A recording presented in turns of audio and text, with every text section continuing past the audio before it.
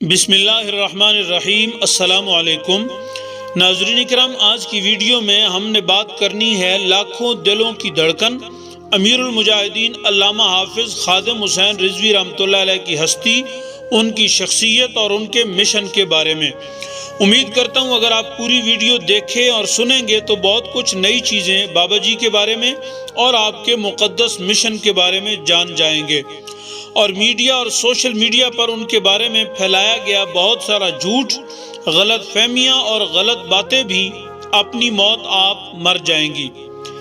ناظرین کرام، بابا رضوی رحمۃ اللہ علیہ اگر چاہتے تو جیسا ذوق علم اللہ نے انہیں بخشا تھا اور جیسا فن تدریس انہیں عطا ہوا تھا، وہ کسی جگہ اپنا عالی شان ادارہ بنا کر ہزاروں شاگردوں کے استاذ، شیخ الحدیث، شیخ القرآن اور شیخ الاسلام کے لقب سینے پر سجا سکتے تھے۔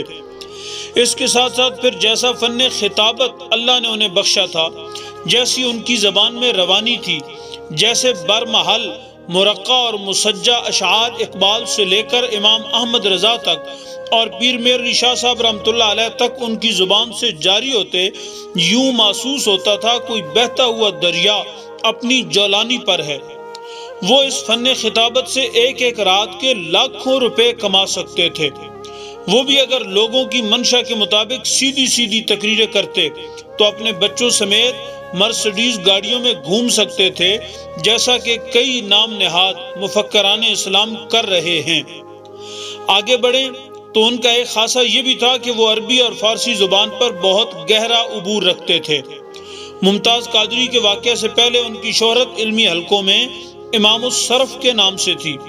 پاکستان کے طول و عرض سے بڑے بڑے علماء اپنے بچوں کو صرف و نحو پڑھنے کے لیے جامعہ نظامیہ میں صرف اس لیے بھیجتے تھے کہ وہاں صرف کے استاذ خادم رضوی ہیں۔ وہ بچوں کو صرف گھٹی کی طرح پلا دیتے ہیں، تو اس خوبی کی بدولت وہ اگر بیٹھ کر صرف عربی فارسی کتب کے تراجم شروع کر دیتے یا اپنی تحقیقات کو تحریری شکل میں لاتے تو کروڑوں روپے رائلٹی کے مل جاتے اور ساری زندگی بیٹھ کر کھانے کے ساتھ ساتھ قوم کے محسن بھی بنتے اور محقق کے دوران کے القاب سے نوازے بھی جاتے، اور ساتھ ہی ساتھ تحقیق کی خاطر یورپ اور کینیڈا کے پرفضا مقامات سے لطف اندوز بھی ہوتے اور کہتے کہ وہاں پرسکون طریقے سے کتابیں لکھ کر امت پر احسان کر رہا ہوں۔ ناظرین کرام، آگے چلیں تو پتہ چلتا ہے انہیں کئی بڑے بڑے مرکزی آستانوں سے سند خلافت و اجازت بھی حاصل تھی۔ وہ چاہتے تو آستانہ بنا کر اپنی چرب زبانی سے لاکھوں مرید کر کے ان کے چندے سے ایک شریفانہ پرتعیش زندگی گزارتے۔ مرید آتے، ہاتھ پاؤں چومتے، کبھی پیر طریقت اور کبھی رہبر شریعت بن کر، کبھی عارف باللہ تو کبھی واقف اسرار حقیقت کے القاب سے دل بہلا سکتے تھے۔ اسی طرح وہ تبلیغی مشن پر سال میں 4 مرتبہ یورپ، برطانیہ، امریکہ، کینیڈا، آسٹریلیا اور مڈل ایسٹ گھوم سکتے تھے۔ سب سے بڑھ کر اپنے بچوں کو اعلیٰ تعلیم کے نام پر برطانیہ اور امریکہ کی بڑی بڑی یونیورسٹیوں میں بھیج کر ڈاکٹریٹ کی ڈگریاں دلوا سکتے تھے، یا کم از کم جامعہ ازہر، مدینہ یونیورسٹی یا بغداد شریف تو بھیج سکتے تھے۔ وہ بھی مریدوں کے تحائف کے ساتھ حج اور ہر سال رمضان المبارک میں مسجد نبوی شریف میں اعتکاف کر کے وہاں گلیوں میں ننگے پاؤں چلنے کی سیلفی اپلوڈ کر کے قوم کی نگاہ میں سچے عاشق رسول کا سرٹیفکیٹ پا سکتے تھے۔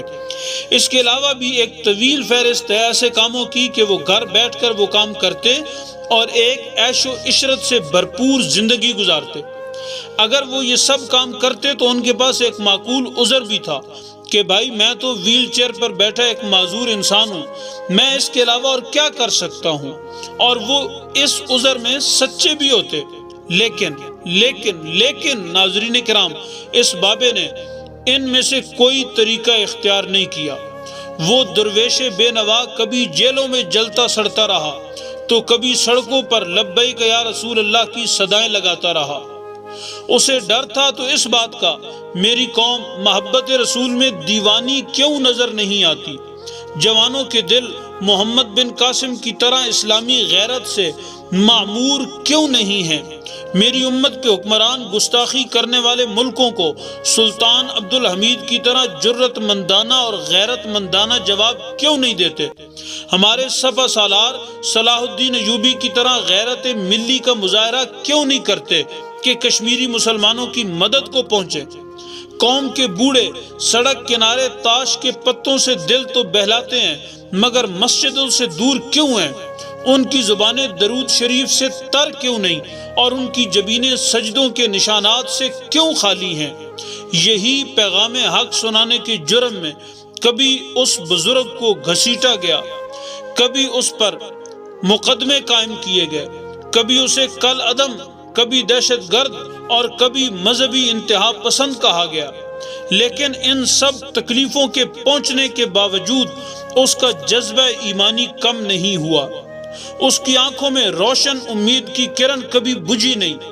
کبھی ایسا نہیں ہوا کہ وہ ہارا ہوا یا کسی میدان میں ڈرا ہوا نظر آیا ہو، لیکن فرانس کی سرکاری سطح پر گستاخی رسول پر ہمارے ملک کے حکمرانوں کا سرکاری سطح پر فرانس کو جواب نہ دینا، یہ وہ درد تھا، یہ وہ تکلیف تھی، یہ وہ غم تھا جو اس کی جان لے گیا۔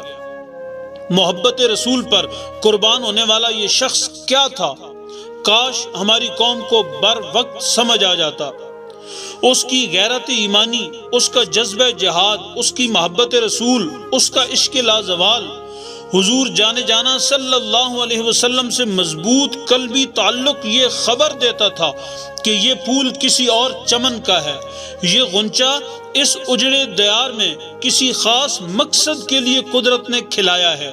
جی ہاں، جب ہر طرف جبہ و دستار، چوغا و مسند بک رہی تھی، ان کی بولیاں لگ رہی تھی، تو اللہ کریم نے جبہ و دستار کے ٹھیکیداروں، خلوت نشین اور تصوف کے چوغے میں چھپے ہوئے قزاقوں کے لیے ایک اشارہ بھیجا تھا۔ گویا قیامت کے دن ہو سکتا ہے اس باب رضوی کو کھڑا کر کے پوچھا جائے، اے مولویو، اے شیخ الحدیث اور شیخ الاسلام کے باعزت القاب کے لاکے لگوانے والو، اے شیخ طریقت اور صوفی با صفا کے پروقار القاب سن کر سینے پھلانے والو، بتاؤ جب اسلام پر انگلیاں اٹھ رہی تھی، جب میرے محبوب کی ناموس پر حملے ہو رہے تھے، جب گلی گلی کفر کا ناچ اعلانیہ نچایا جا رہا تھا، جب قرآن جلائے جا رہے تھے، جب سارا کفر اسلام کے خلاف متحد ہو کر اپنی تہذیبوں کی یلغار سے اسلام کو صفحہ ہستی سے مٹانے کے در پہ تھا، تب جب ہم نے اپنے نبی کی ناموس کی حفاظت کے لیے اس معذور بابے کو چنا تھا، تم اس وقت کہاں تھے؟ اس بابے کے ساتھ کھڑے تھے یا اس کی راہ میں رکاوٹ بن کر اپنی اپنی مسند بچانے کے چکر میں تھے؟ ناظرین کرام، قیامت کے دن اللہ نے اگر خادم رضوی کو پیش کر دیا کہ تمہارے جسم سلامت تھے، تم کیا کر کے آئے ہو میرے نبی کی خاطر، میرے دین کی خاطر، تو واللہ کسی کے پاس جواب نہیں ہوگا۔ ناظرین کرام، افسوس تو یہ ہے کہ یہ بابا اپنا سب کچھ قربان کر گیا، نہ کوئی بینک بیلنس بنایا، نہ بچوں کو باہر بھجوایا، حتیٰ کہ ایک فرض حج کے سوا کبھی عمرہ شریف پر بھی نہیں گیا۔ لوگوں کی طرف سے بار بار فری ٹکٹیں ملنے کے باوجود نہیں گیا۔ اس مرد کلندر کا جواب ایک ہی ہوتا تھا، حضور کی بارگاہ میں کس منہ سے حاضر ہو سکتا ہوں، جبکہ دنیا ان کے گستاخانہ خاکے شائع کر رہی ہے، اور ہماری قوم کو ساری زندگی ان کی یہی شک رہا کہ رضوی بابا معلوم نہیں کس کا ایجنٹ ہے، کس کے کہنے پر دھرنے دیتا ہے۔ ایک بندہ اپنا سب کچھ حتیٰ کہ اپنی جان دے گیا، مگر قوم کا شک دور نہیں ہوا۔ سب دوستوں سے مخلصانہ عرض ہے اور مومنانہ مشورہ ہے، خدا کے لیے آ جاؤ، اس بابے کے مشن کے ساتھ، اس کی بنائی ہوئی جماعت کے ساتھ جڑ جاؤ۔ دنیا میں بھی عزت ملے گی، قبر میں بھی، اور میدان حشر میں تو انداز ہی نرالے ہوں گے انشاءاللہ العزیز۔